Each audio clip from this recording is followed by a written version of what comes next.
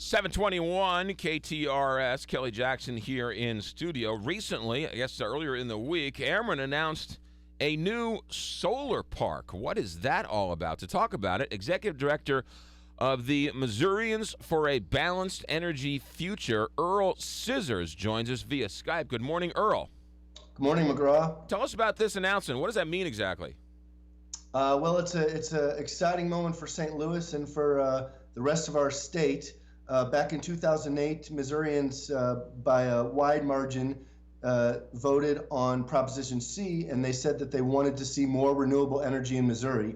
So the Missouri utilities have deliberately taken steps to move in that direction, and this announcement by Ameren was exactly that. They're going to put a solar farm in O'Fallon, Missouri, and it's going to be about 19,000 solar panels over 19 acres of their property, and it's going to provide enough.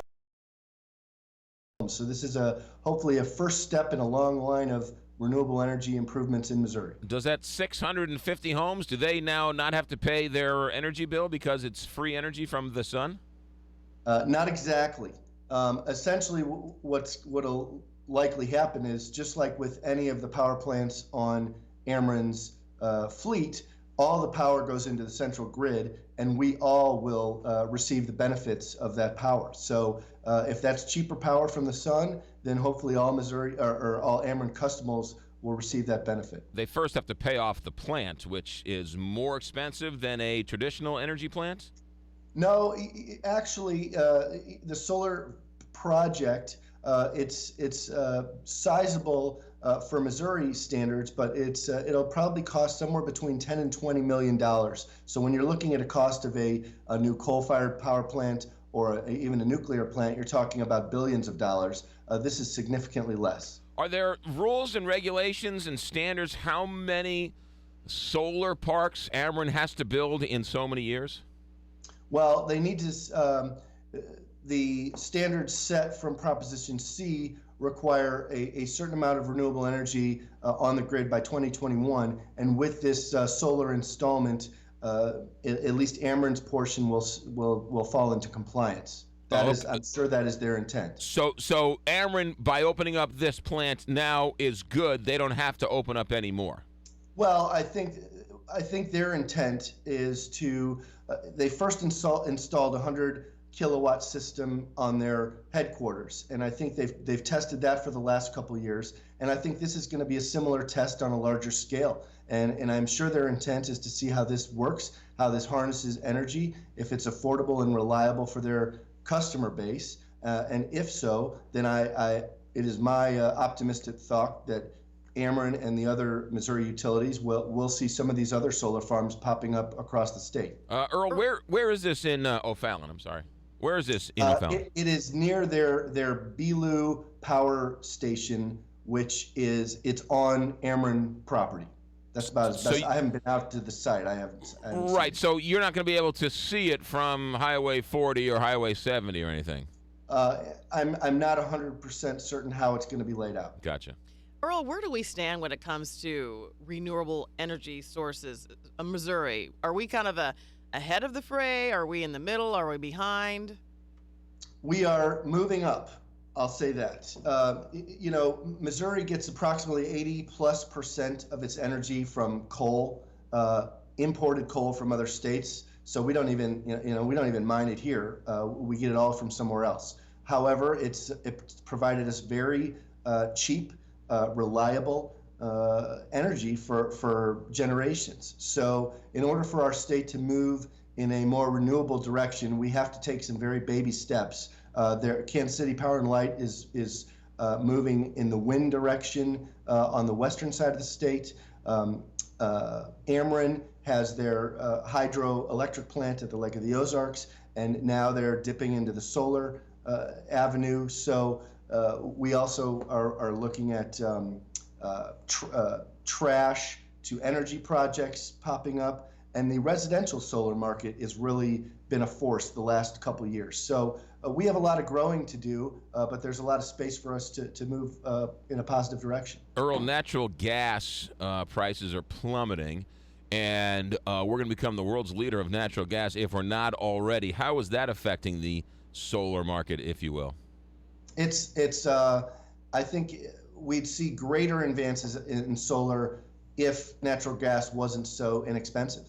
And Missouri utilities still, rely on natural gas for heating sources for people's homes, things like that. So it'll be significant, and as long as that price stays in a reasonable amount, it'll slow solar and wind growth, but those are continually moving in the positive direction. So, and the only issue with gas is that it fluctuates by the market. So we could see some spikes and then have some issues with that. Earl, you mentioned the residential solar world, and it seems like more and more you drive around, you're starting to see these solar panels on everyone's homes.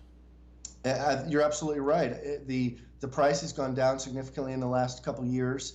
The rebates at the federal side, at the state side, Ameren customers get a significant rebate. If you have some money to spend on energy projects for your home, solar can be fairly reasonable. There's also this PACE project in the county that allows for affordable loans for these projects. So there's a lot of opportunity to upgrade your facilities.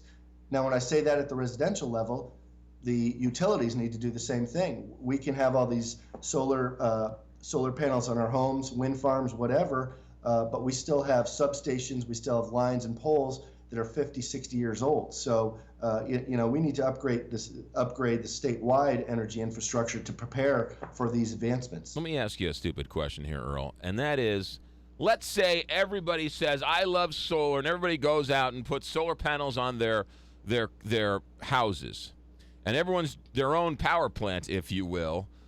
What do we need Ameren for if we're all going to create our own power plants on top of our homes?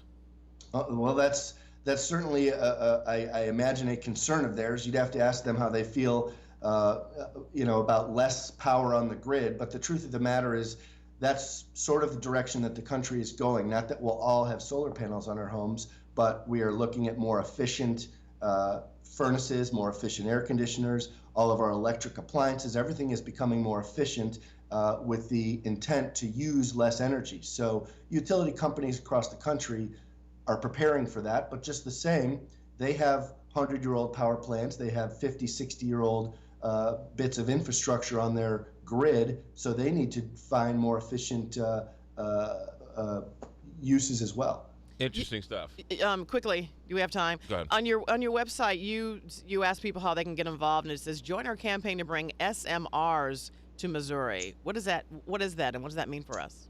Yes, those are the small modular reactors. They're smaller, more compact nuclear reactors. They're the state-of-the-art technology that various companies like Westinghouse are working on as we speak. And there was a large push because there was a big federal funding opportunity that Westinghouse and Ameren were looking at to bring that technology to Missouri. We didn't get the funding grant, so that may delay their efforts. It's a little disappointing because a project like that, you're talking thousands of jobs, you're talking billions of dollars of economic activity. So it's disappointing that the federal funding opportunity kind of went by the wayside as far as Missouri's concerned. But there's still a huge opportunity.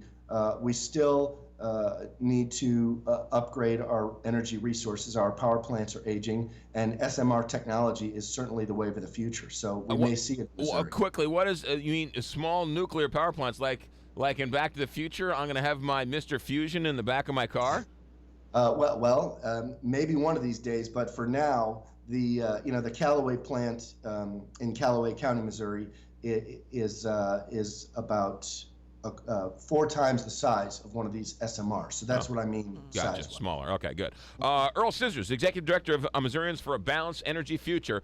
It certainly is what everyone's talking about. Earl, thanks for joining us via Skype here on the Big 550 KTRS. Thanks, McGraw. Thanks, Kelly. Thank got you. it. That's Earl Scissors via Skype. When we say via Skype, what does that mean exactly? Well, with the current technology, we can turn this radio show into a TV show. So if you go to stltoday.com/McGraw, our partnership with the Post, you can watch it live and watch Earl talk, and we've got pictures and everything else, or you can go to KTRS.com and watch the radio show, or you can listen to it on the radio, or you can download the app. One app, one radio station. 731 Big 550 KT.